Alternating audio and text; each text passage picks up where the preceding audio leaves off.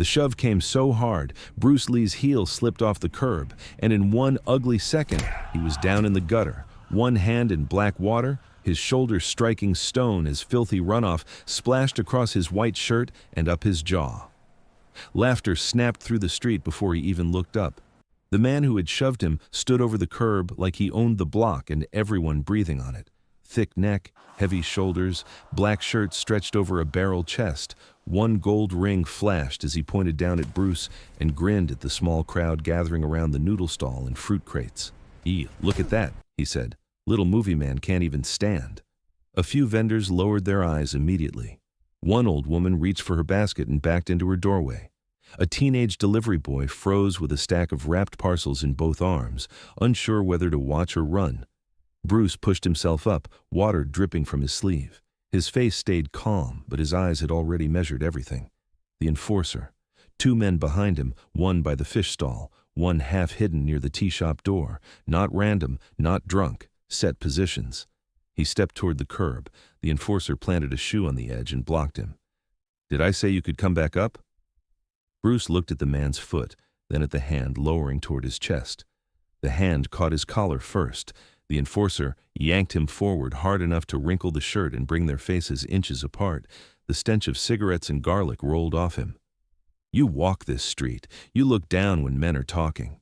A shoulder slammed into Bruce from the left, not enough to hurt, enough to keep him off balance in the gutter. A second man had stepped in smiling, small eyes bright with the pleasure of cheap cruelty.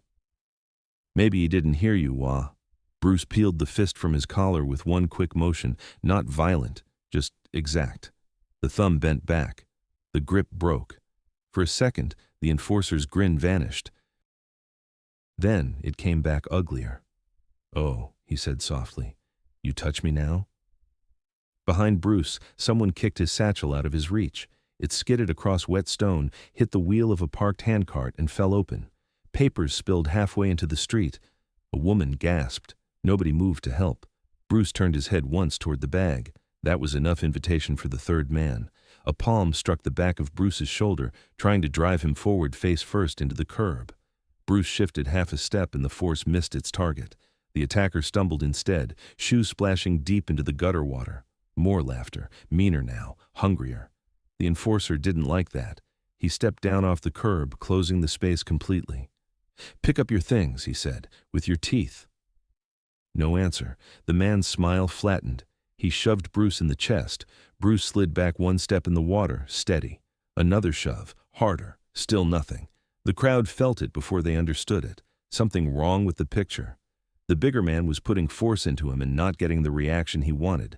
No fear, no pleading, no stammering apology, just stillness. So the enforcer escalated. He swung a backhand at Bruce's face. Bruce's hand moved a few inches. That was all. Fingers caught the wrist in midair. The strike stopped dead so close to his cheek, the old vendor nearest the doorway sucked in a breath. Bruce released the wrist at once. The enforcer stared at his own arm as if it had betrayed him. Then, rage hit his eyes all at once. He grabbed Bruce with both hands and drove him sideways into the side of a parked produce cart. Wood cracked. Oranges dropped and rolled underfoot. The cart owner cried out but shut his mouth just as fast when one of the crew turned toward him. "Stay out of it," the second man barked. Bruce straightened from the cart slowly. A child on the sidewalk whispered, "That's Bruce Lee." His mother clamped a hand over his mouth and dragged him back. The enforcer heard it. He laughed once, loud. "Bruce Lee?" He spread his arms toward the block as if offering a joke to everyone present. "Then dance for us." He jabbed a finger into Bruce's chest, again, each time harder. Bruce said, "Move." The word was quiet. That made it worse. The enforcer leaned in until their foreheads nearly touched. "You are standing in my street. You breathe here because I allow it." From the right, one of the others hooked Bruce's satchel with a foot and kicked it deeper into traffic. A bicycle nearly crushed it. Papers tore loose and scattered under passing shoes. The delivery boy flinched and bent as if to help, but the fish stall man snapped, "Leave it." Bruce looked at the flying papers, then at the men around him. 4 now in front, 1 behind. 2 more drifting closer from the far corner, pretending not to be involved. The street was narrowing by the second. The enforcer noticed the glance. Now he understands. He shoved Bruce back toward the open market lane. It was not a retreat, it was funneling. A fruit cart shifted behind Bruce, pushed by one of the crew until its wheel jammed against a drain. A stack of crates scraped across the other side.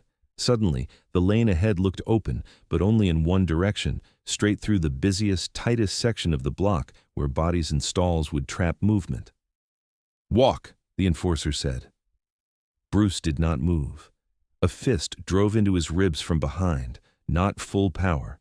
Testing, humiliation first. A second man clipped the back of his head with 2 fingers, mocking, almost playful. "Walk, hero."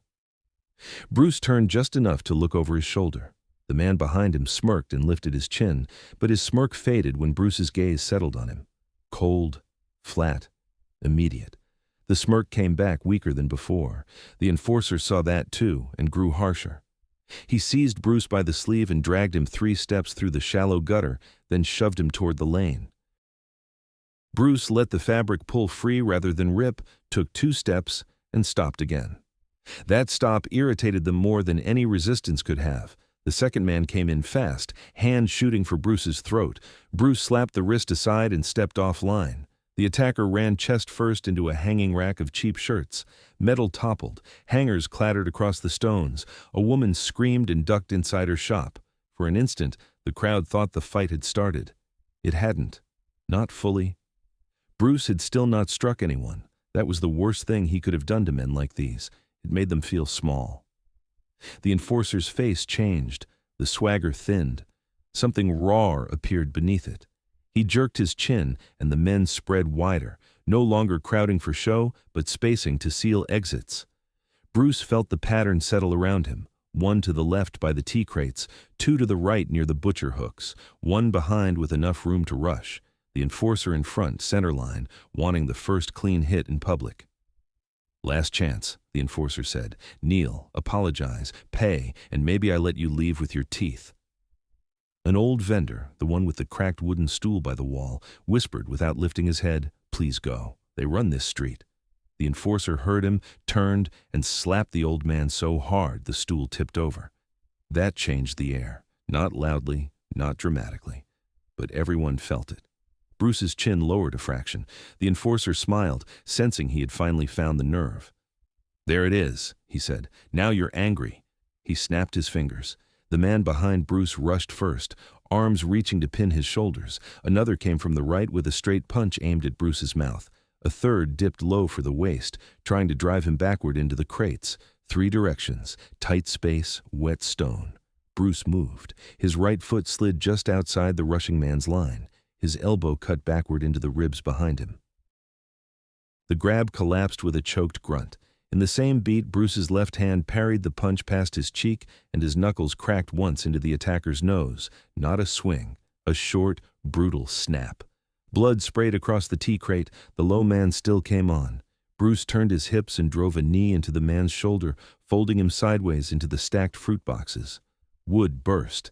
Apples scattered in all directions. Gasps broke from the crowd. The enforcer lunged at once, furious now, a heavy right hand arcing toward Bruce's temple with all the weight he had wanted to hide until the right moment. Bruce intercepted it mid-flight, palm on forearm, other hand on wrist. The punch stopped dead. The street went silent. The enforcer strained, face twisting, but his arm did not move another inch. For the first time, he looked not amused, not angry, but uncertain. Bruce held the arm there 1 heartbeat longer, then let it go. "Enough," he said. The enforcer stumbled back half a step and caught himself. His men looked at him, the crowd looked at him, and the humiliation he had planned for Bruce landed squarely on his own face. No one moved for half a breath. The enforcer's arm was free now, but the memory of being stopped hung in the lane like smoke. Blood ran from one man's nose onto the stones. Another was on his side in broken fruit boxes, coughing and trying to push himself up. The one Bruce had hit in the ribs stayed folded over, making a thin, wet sound through clenched teeth. Then the enforcer's face hardened. Not embarrassed now. Dangerous. He wiped his mouth with the back of his hand, though there was no blood on it, and gave Bruce a slow nod like he was admitting something privately. "Good," he said. "Now I don't have to be gentle." He stepped back instead of forward. That was worse. The men around Bruce changed with him. The loose swagger disappeared.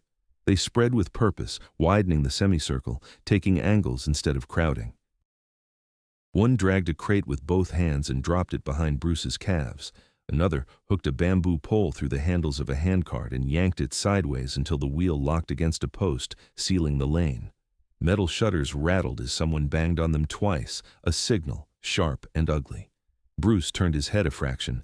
At the mouth of the block, two more men were already coming fast, one with a shaved head and rolled sleeves, one carrying a length of pipe low against his leg. The old vendor was still on the ground beside his overturned stool. He stared at Bruce with frightened, pleading eyes and whispered, "Leave now." The enforcer heard that too. He didn't even look at the old man this time. He only curled one finger, and the second man stepped over and planted a shoe on the old vendor's hand. A dry cry escaped him. Bruce's shoulders tightened once. The enforcer saw it.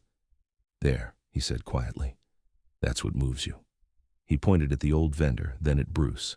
"You hit one of mine. One of yours pays." The pipe man arrived and took position near the tea shop. The shaved-head man moved to Bruce's rear left. Another crew member crouched to pick up a broken bottleneck from the gutter, not rushing in yet, only showing it. The lane had become a box, front, sides, rear. Civilians packed into doorways, no clean path, no room to sprint, no room to circle wide. Bruce shifted one step to his right. The man with the broken bottle moved with him. Bruce shifted back left. The pipe man mirrored. The enforcer smiled. "Now you understand." One of the newcomers kicked Bruce's satchel the rest of the way under a meat table. Papers vanished into puddles and boot marks. "You can collect that later," he said, "if your fingers still work." Bruce said, "Last warning." The enforcer laughed once, short and flat. "You don't give warnings here." He jerked his chin. The shaved-head man rushed first, arms wide, trying to clamp Bruce from behind. The bottle man came low and fast at the stomach. At the same moment, the pipe whistled in from Bruce's right, aimed not at the head but the knee. Bruce moved before the sound of the pipe finished cutting through the air. He pivoted inside the swing. The pipe crashed into the crate behind him and stuck for a heartbeat. Bruce's back elbow drove into the shaved-head man's jaw. Bone clicked. The grab evaporated. Bruce's left forearm knocked the bottle wrist outward, and his right hand speared into the attacker's throat, not full force, just enough to break structure. The man gagged, lost his grip, and the broken glass fell and skidded away. The pipe man yanked his weapon free and swung again, shorter, angrier. Bruce stepped through the arc. His hand shot over the top, trapped the wrist, and hammered down on the forearm. The pipe clanged loose. Before it hit the ground, Bruce's heel stamped the man's shin, and a straight punch snapped his head back into the shutter with a metallic crack. The shutter rattled so hard, the teacups inside the shop chimed against one another. The crowd recoiled. Someone shouted, "Police!" Nobody believed it. The enforcer did not flinch. He only pointed. All at once, they came. Not in order, not cleanly, but as a pack. A shoulder drove at Bruce's spine. Fingers hooked for his collar. Another fist came from the left. A knee flashed up from close range. Bruce ducked one, jammed another, turned a third man into a fourth. Bodies slammed together. A forehead glanced off Bruce's cheekbone and opened a hot line of pain there. He answered with two strikes so short they were almost invisible, one to the mouth, one to the ribs. Both men dropped out of range at once. The pipe man tried to recover his weapon from the ground. Bruce kicked it under a stall. The enforcer burst through the middle with a roar and finally committed his full weight. He drove both hands into Bruce's chest, shoved him back 3 hard steps, and Bruce's spine hit the corner of a fish table.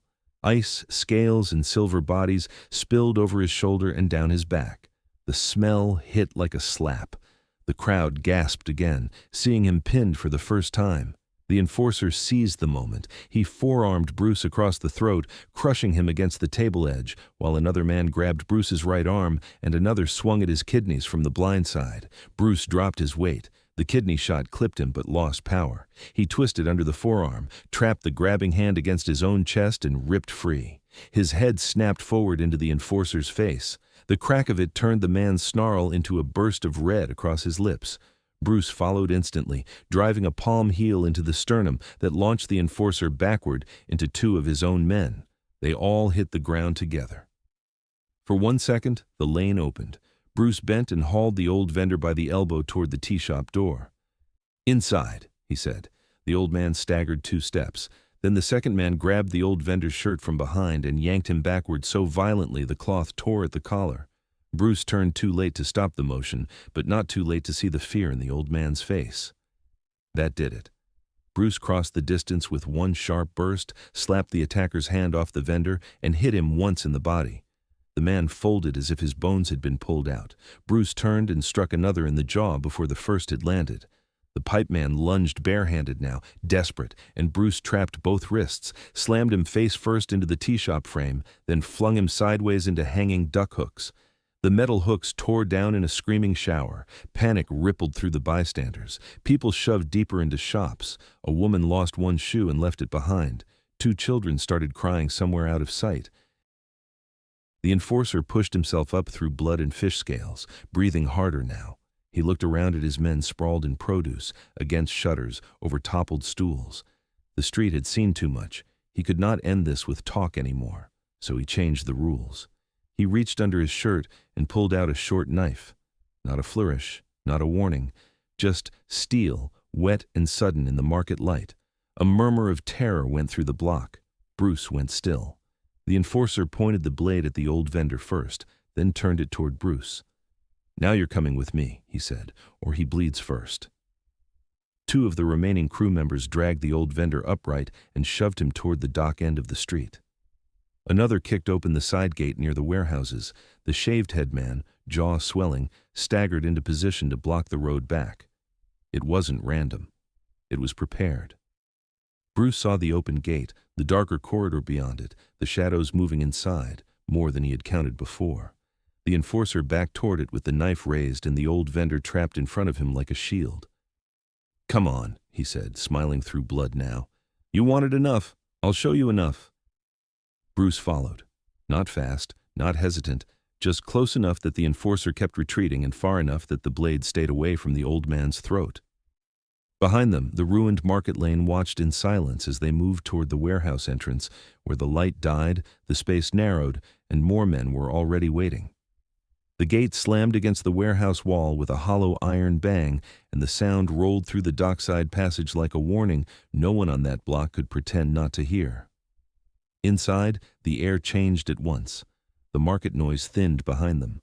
The light went gray and patchy under hanging bulbs. Wet concrete replaced stone. Crates were stacked in narrow rows, leaving lanes too tight to run through cleanly and too cluttered to fight in comfortably. The floor was slick with tracked rainwater, fish runoff, and oil. Every bad step here would matter. The enforcer backed in first, knife held high beside the old vendor's neck. "Close it." A man on the left kicked the gate shut. Another slid a chain through the latch but didn't lock it yet. He wanted Bruce to hear the links dragging. Bruce stepped in anyway. 4 men visible, then 6. Then more shapes shifting behind crate stacks. The enforcer's bloody grin returned, smaller now, but meaner. "You thought it was a street," he said. "It's a business." One of the men in the back knocked on a crate with his knuckles. Another pulled a tarp aside. Beneath it were boxes of cigarettes, watches, cartons, stolen goods stacked in neat rows, protection money, contraband. The whole block had been feeding this place. The old vendor shook so badly his knees knocked together. The enforcer pressed the knife closer to his throat. Every stall outside pays, every handcart pays, every boy with a basket pays, and when somebody forgets, we remind them. Bruce said nothing. To his right, a younger crewman with a split lip found his courage again. "Cut him," he said. "Do it now." The enforcer didn't take his eyes off Bruce. "No, not yet. First I want him to watch." He jerked his chin. A man near the back dragged a teenage delivery boy out from behind the crates by the arm. Bruce recognized him immediately, the same boy who had frozen in the market with the parcels stacked in his arms. Now his lip was swollen and his shirt collar was torn. He had already been grabbed before Bruce came through the gate, miniature, terrified, trapped. The enforcer smiled. He was collecting for a stall that missed payment. Then he watched the wrong thing outside. The boy tried to pull free. A fist hit him in the stomach and bent him double. Bruce's gaze hardened. The enforcer saw it and nodded once, satisfied. "That's better. Now you look like you understand where you are." He shoved the old vendor toward two men who caught him by the arms and pinned him against a crate. Then he pointed the knife at Bruce. "No speeches, no poses. Kneel, put your hands on the ground, and maybe I let them both leave with only bruises." One of the men behind Bruce gave him a hard shove between the shoulder blades, not enough to drop him, enough to test him. Another hooked a boot behind his heel, trying to buckle his stance on the slick floor. Bruce settled instead of slipping. The enforcer's eyes narrowed. Still proud, he flicked the knife toward the boy. A second man stepped forward and slapped the boy so hard his head snapped into the crate edge. That was the last quiet second in the room. Bruce moved first, backward, not forward, a short step, sudden, exact. His elbow buried itself in the gut of the man behind him. Air burst from the attacker in a sick grunt. Before the body had even folded, Bruce turned and chopped the throat of the man trying to kick out his leg. The attacker stumbled sideways, gagging. Bruce caught his wrist, spun him, and flung him into the chainman at the gate. They crashed together. The chain dropped. The enforcer lunged with the knife. Bruce met him halfway. His left hand jammed the knife wrist before the blade could build speed. His right forearm smashed into the enforcer's jaw. The knife flashed an inch from Bruce's ribs, then stopped dead, trapped between bone and pressure. The enforcer roared and drove forward with brute force, trying to pin Bruce into the crate stack. Bruce shifted offline. The enforcer slammed shoulder first into wood. Bruce tore the knife hand downward, hammered it once against the crate corner, and the blade clattered loose across the floor. Three men charged at once. One came high with a hook. One came low for the waist. One swung a short chain from the side. Bruce ducked the hook, drove a straight punch into the low man's face, then snapped his head away from the chain by less than an inch. Metal kissed air where his temple had been. He seized the chain wrist, yanked the man forward, and planted a knee into his chest. The man flew backward into stacked boxes that burst open in a rain of cigarettes and paper. The hook man recovered and grabbed Bruce's shirt from behind. Bruce trapped the hand, twisted, and sent the man head first into a support post. The enforcer came again, blood streaming from his mouth now, no grin left, only rage. He threw himself in heavy and reckless, arms pumping, trying to crush space with sheer size. Bruce hit him first. A stop kick to the thigh, a back fist across the cheek, a body shot so short it looked like nothing until the enforcer's breath vanished and his shoulders dipped. But he kept coming, too angry to feel it yet. He tackled forward, caught Bruce around the middle, and drove him across the wet concrete into a hanging tarp wall. The whole sheet ripped free and wrapped around both of them for a split second in flapping darkness. Someone shouted, "Now! Get him!" Shapes rushed through the tarp from both sides. Bruce tore free first. A fist emerged from the fabric. He intercepted it and answered with two rapid strikes that dropped the man out of sight. Another attacker came through low with a crate hook in his hand. Bruce kicked the wrist. The hook spun off. A third grabbed Bruce's ankle from the floor where he had been pretending to stay down. Mini twist, blind angle. Bruce's leg jerked for one dangerous half second. The enforcer saw it and charged with a roar, grabbing for Bruce's neck. Bruce stamped backward onto the hand at his ankle until bones cracked and the grip broke. Then he pivoted and let the enforcer's rush carry him into his own man. Both collided with the crate stack. Wood thundered down. The teenage boy screamed as one box smashed beside his feet. The two guards holding the old vendor looked away for that fraction too long. The old vendor twisted loose from one hand. The boy tore free from the other. They ran 3 steps before a crewman caught the boy by the collar and dragged him backward. Bruce crossed the distance like a shot. His palm cracked into the man's ear. The grip vanished instantly. Bruce pulled the boy behind him with one hand and shoved him toward the gate. "Take him," he said to the old vendor. The old man didn't hesitate this time. He grabbed the boy and staggered toward the chain on the floor. A chain whipped across Bruce's back from the blind side. The hit landed, hard. Pain lit across his shoulders. Another man rushed in, sensing the opening, and Bruce answered on reflex. Turn, trap, 3 strikes, done. The attacker folded over a crate. Bruce spun, caught the next one under the chin, then drove him backward into the remaining men so violently they all jammed together near the doorway. Now the room changed. Not just the fight. The men. They had expected a cornered target. What they had was a storm in close quarters, one that made every tight lane and every stacked crate work against them. One stepped back. Another glanced at the gate. A third lifted his hands but didn't commit. The enforcer saw fear spreading through his own crew and lost whatever control he had left. He stooped, snatched the knife from the floor, and charged past everyone, not measured now, wild. He slashed high. Bruce slipped outside it. The knife carved empty air. Bruce's left hand crushed the enforcer's wrist. His right hammered the elbow. The arm buckled. The blade dropped again. Before it hit the ground, Bruce drove a punch into the body, another into the chest, another across the face.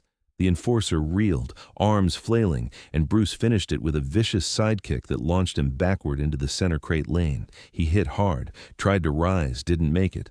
Bruce was on him before the second attempt. One foot pinned the wrist, one hand took the collar, the other struck once. Clean, direct, final. The enforcer collapsed flat on the wet concrete, eyes open but empty, chest heaving, body unable to answer the command to stand. Silence spread through the warehouse. No one rushed in now. No one even bent for the knife. At the gate, the old vendor had gotten the chain off. The teenage boy pulled the door wide, and light from the street spilled back across the floor in a pale rectangle. Outside, faces had gathered again. Shopkeepers, stall workers, passers-by. The same people who had looked down, looked away, stayed silent. Only now they were looking in. They saw the crew on the floor. They saw the shattered crates, the spilled contraband, the broken posture of the man who had ruled their block by fear. And they saw Bruce standing over him. One of the remaining gangmen took a step toward the doorway as if to flee, then stopped when two vendors outside moved into his path instead of shrinking from it. Small movement, important movement. The street had changed sides. The enforcer rolled once, coughed blood onto the concrete, and tried to push himself up on one elbow. He failed. His hand slid in the same dirty water that had splashed over Bruce in the gutter. Bruce looked down at him and said, "You should have left it at the shove." Then he let go of the collar and stepped back. No celebration. No pose. He turned, walked through the open gate, and the crowd parted for him in a silence far heavier than the laughter that had greeted his fall. Behind him, the old vendor stood straighter. The boy clung to the torn parcels against his chest. The men who had owned the block could no longer even stand in it. If you want more stories like this, subscribe and leave a like.